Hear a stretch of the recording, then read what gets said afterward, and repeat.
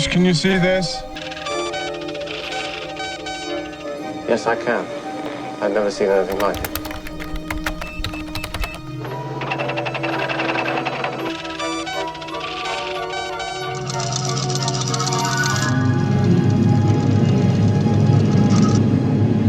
Danger. The emergency destruct system is now activated. The ship will detonate in T-minus 10 minutes. The option to override automatic detonation expires in T-minus 5 minutes.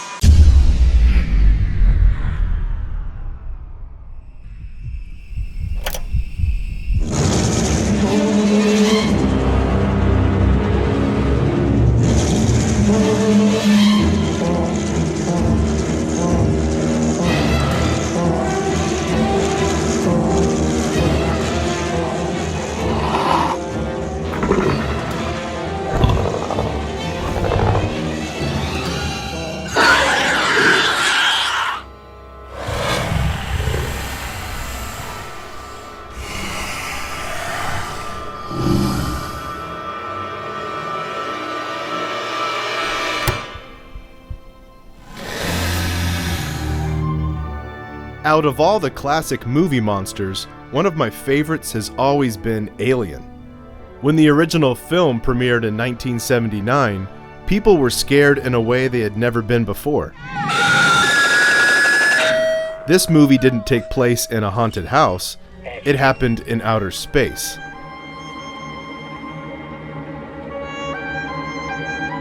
"48 seconds and counting."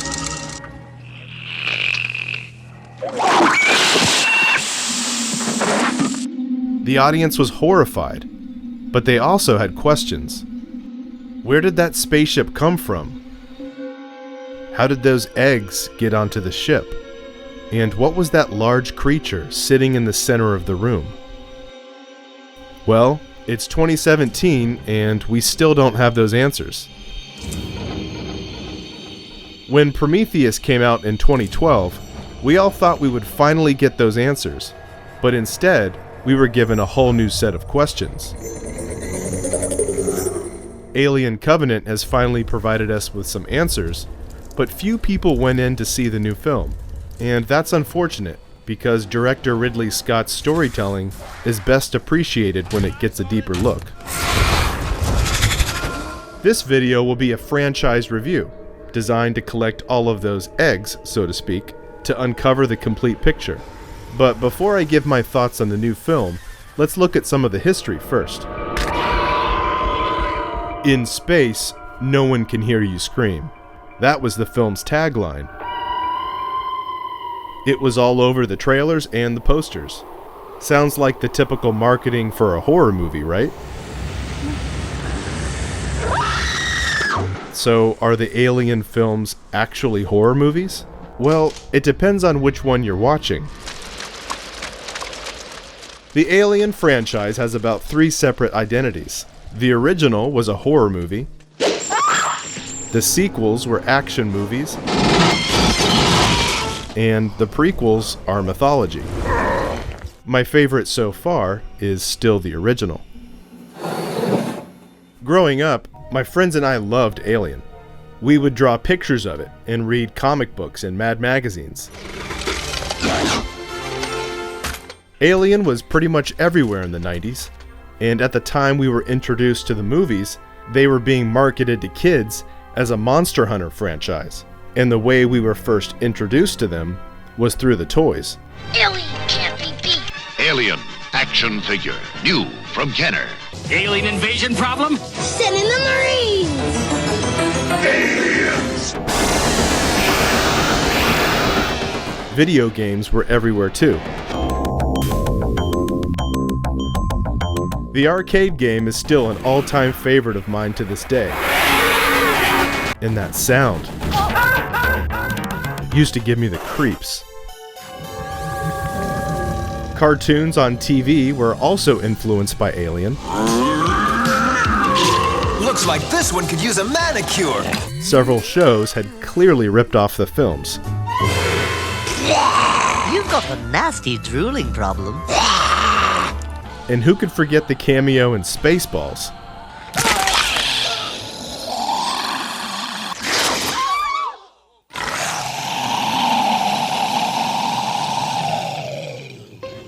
My friends and I laughed so hard when we saw that for the first time. It took a scene that was so scary and made it funny. And I love the fact that they got John Hurt to play the part again. Check, please. Warning, remain in your vehicle. The area you are entering is extremely dangerous. Probably my favorite memory of Alien growing up was seeing it in person during the great movie ride at Disney's MGM Studios. And it was the closest thing I could possibly have to being on the set of Alien. So what makes the Alien franchise so popular? Fan art is everywhere. People cosplay at conventions. My daughter's first Halloween costume was an alien. Alien even has its own day, April 26, a reference for where the movie takes place, the moon of LV-426. The popularity of the franchise is mostly due to the first film, and I think the reason for its success was because of two things: the type of movie it was, and when it came out. Before Alien, no one had ever combined science fiction and horror in a way that was smart. I've never seen anything like it. At the surface, Alien is essentially a haunted house movie that takes place on a spaceship. A serial killer takes out each person one by one. In this case, it was an alien. The majority of the movie plays out like a mystery. The fuel that keeps it going is the suspense. Oh, God, it's moving right towards you. And Alien has that in spades. Oh, God.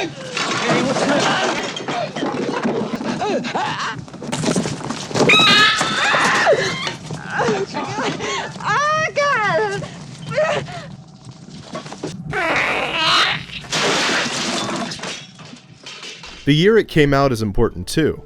At the end of the 70s, science fiction was becoming pretty popular. Surprisingly, the director, Ridley Scott, was never a fan of science fiction. There were only two science fiction films that he thought were worth imitating: Star Wars and the film that inspired it, 2001: A Space Odyssey. He wanted to make a movie just as groundbreaking as those two films, but different. He wanted to make Alien as sophisticated and believable as 2001, but have its appearance be just the opposite. He wanted the look of Star Wars with its rusted and gritty look, which was new at the time. Star Wars invented it. It was actually because of Star Wars that Alien even got made. After Star Wars was a hit, the concerns about science fiction quickly faded. Studios wanted to follow up with Star Wars fast, and the only science fiction script that 20th Century Fox had sitting on their desk was Alien.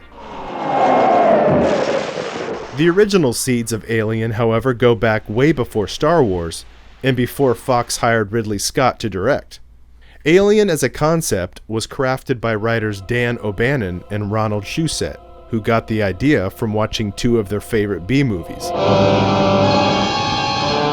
It, The Terror from Beyond Space, came out in 1958, and was basically where the plot of Alien came from. A creature sneaks onto the ship and starts killing off members of the crew. The second inspiration was Planet of the Vampires. The movie had neither vampires or aliens, but it gave Dan O'Bannon a lot of ideas that he later borrowed for Alien. The crew receives a distress signal from an unexplored planet. After searching around, they find giant skeletons of the dead aliens that sent the signal. Remind you of anything? This is where we get the space jockey that we see in Alien. In Planet of the Vampires, the large corpse led the crew to finding the clues they needed. And check out their spacesuits. Notice the bright colored trim. A similar design was later used for the suits in Prometheus as a throwback to the film. Lean back. Yeah, do a little. Your GHF reading is minus 15. A little. Writer Dan O'Bannon tried making a low-budget version of Alien in 1974, but in the form of a dark comedy called Dark Star. Its alien was essentially a beach ball with duck feet. A far cry from Ridley Scott's monster, but it really shows the importance of having adequate funding in a great director. The heroes of slasher films have typically been women who scream and run from the killer. Ripley changed all of that, going from being somewhat helpless to becoming an active leader. Well, let's talk about killing it. We know it's using the air shafts. Will you listen to me, Parker? Shut up! The alien itself was designed by Swiss artist H.R. Geiger. He showed Ridley Scott his sketchbook, the Necronomicon, to choose a design for the creature. The piece of art that caught his eye was titled Necronom No. 4. This drawing right here is where the alien comes from. The creature is called a xenomorph, which is Greek, combining two words, xeno meaning foreign and morph meaning form. The eyes were removed to make the monster more sinister. Not being able to know where the monster is looking makes it difficult to know where it will attack. But you can see the eye sockets where the eyes should have been. If you look closely through the forehead, there's a hidden skull. The choice of the monster was designed to tap into your most primal fears. The story uses those fears as a creative way to get the monster onto the ship. The alien doesn't just walk onto the ship, it hitchhikes. And we can thank Ronald Shusett for coming up with that idea. So I woke up in the middle of the night and I said, Dan, I have an idea. And he said, what? And I said, the monster screws one of the people. He says, what? What are you talking about? I said, he jumps in his face, plants a tube down him, inserts his seed in him, and later it comes bursting out of his stomach, and Dan goes, oh. With every successful film comes imitators and pretenders. And Alien had a bunch.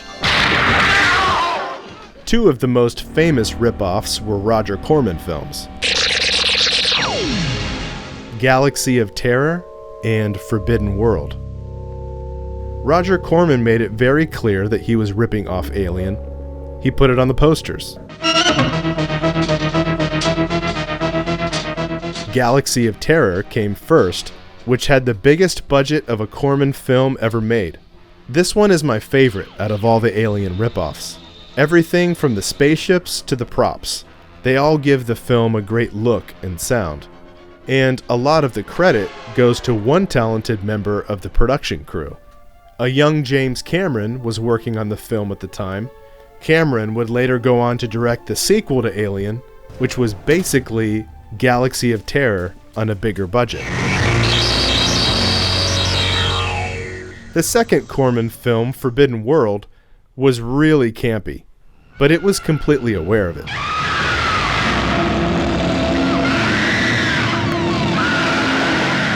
The creature looked exactly like a xenomorph. This movie is so bad that it actually becomes awesome.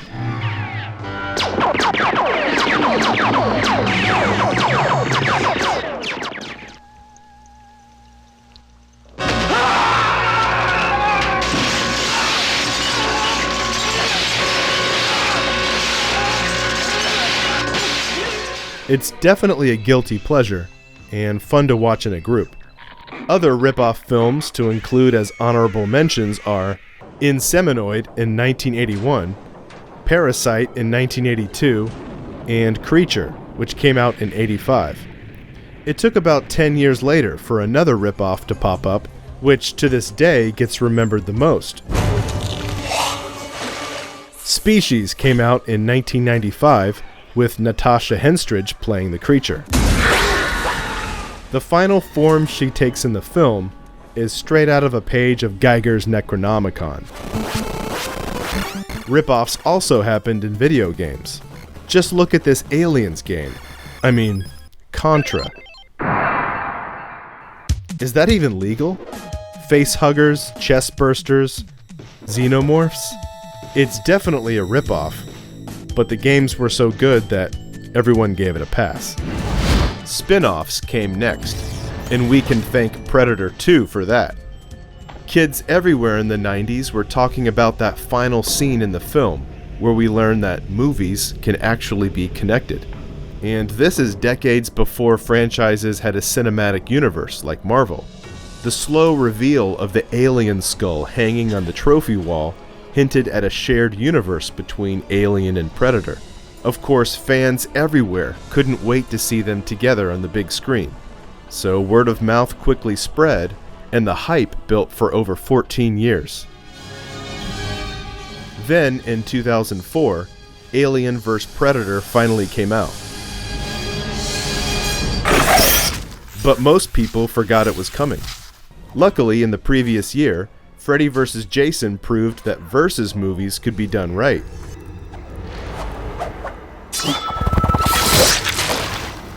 Alien vs. Predator was a lot of fun, and it had tons of action.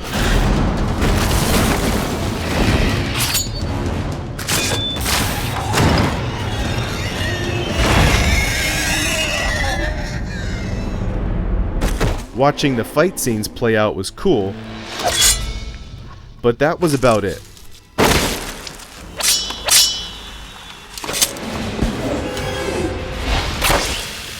The coolest thing we did get was learning why the Predators started fighting the aliens and how Earth got the pyramids. The sequel, AVPR, was hard to watch. Literally. I mean, it's dark. Not in tone, it's physically dark. The one cool thing that it contributed to the franchise was the Predalien, a hybrid of the two species with the body of an alien and the mandibles and dreadlocks of a predator. The sequels to Alien started off great. In 1986, James Cameron took Alien, which was a horror movie, and made the sequel an action film. More aliens, more action, and a lot of guns. Sid Mead created the early concept art along with sketches by James Cameron. Actors who played the Marines had to read Starship Troopers, a 1959 military sci-fi novel that later had a live-action adaptation of its own.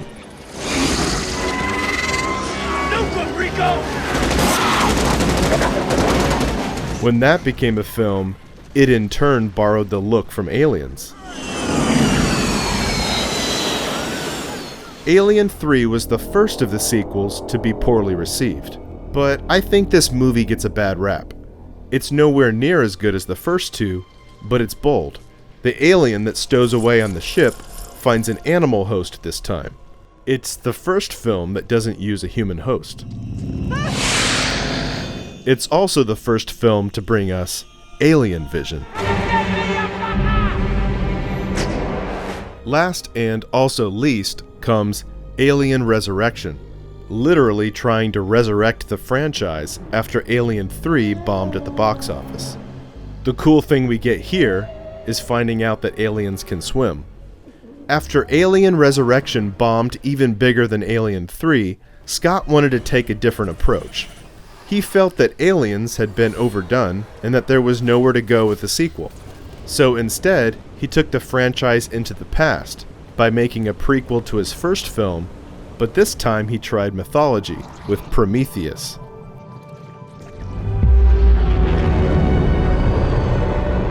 The film takes place not on the same moon of LV-426, but on LV-223, one of the other 3 moons that orbit the same planet. We learn that on this moon, there are several Juggernaut ships. My favorite scene is where they discover the ship's control room from the original film. They discover that the chair in the center of the room was the cockpit for the pilot.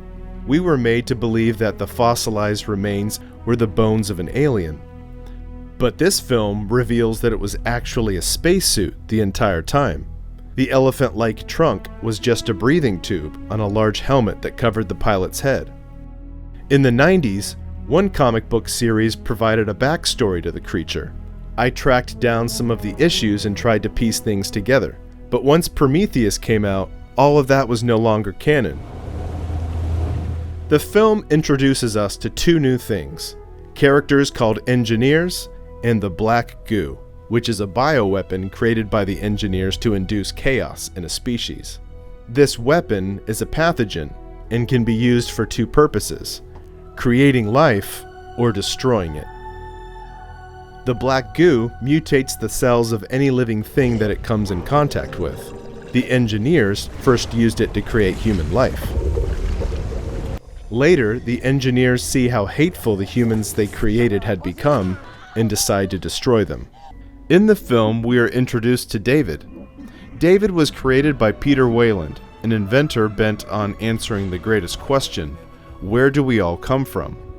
David becomes intrigued with wanting to create life himself and conducts his first experiment with one of the crew members by putting a drop of the black goo into his drink. When the black goo is distributed in a large amount, it's lethal. But if a small portion comes in contact with the species, it creates a mutation. Combine that creature with an engineer, and we get the Deacon alien that we see at the end of the film. Even the worms that we see in the soil got an upgrade when they touched it. The Deacon never evolves into the alien that we know today. We learn how that happens in Alien Covenant. Covenant continues to focus on David as he clearly becomes the focus of these new prequels. I am your father. It's really a story about him. David was told that, unlike humans and engineers, he was unable to create life. And after his rejection in Prometheus, he then retaliates by bombing the engineer's homeworld.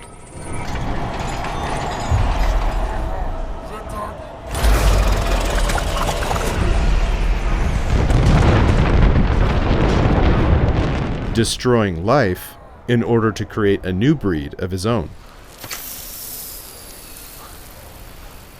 Once the pathogen enters the nose or ear of the victim, a parasite grows inside and then quickly hatches out in new horrific ways. This next step in the evolution into xenomorph is called the neomorph. These aliens are white in color and have spiky spines. We discover that after David arrived on the planet, he spent 10 years conducting experiments with the bodies of the engineers that he had killed.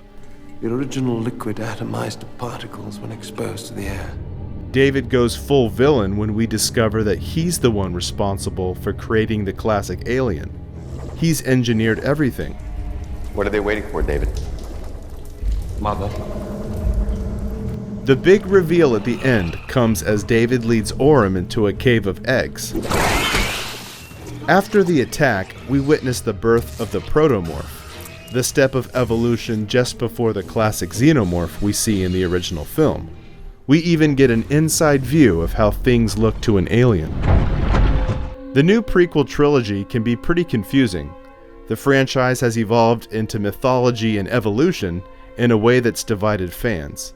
But like it or not, Covenant supplies us with answers to the questions we've had for years. The spacecraft Derelict that we saw in the original film was essentially a bomber ship that belonged to the engineers, and those eggs on board were the weapons. But if all the engineers are dead, then who is the corpse that's sitting in the pilot's chair in the original film? My prediction? I think it's David. We've already seen David sitting in the chair before, and with the engineer's suit on, it would look like he fits the size. An alien bursting out of David isn't impossible, even though he's an android. One thing we know about aliens is that they can take the form of their host, which fits well with the classic xenomorph having both organic and mechanical parts. Unfortunately, Covenant didn't make enough money at the box office. Because of this, it's still unclear if another film will be made. Ridley Scott seems to think so, and has already given it a title, Alien Awakening. Through that film, I hope the franchise will come full circle, because if not, videos like this might be the only way to get the complete story. I hope you liked the review, and a big shout out to my friend Quentin for bringing his alien costume to my set. You can follow him here and see all the new things he's creating.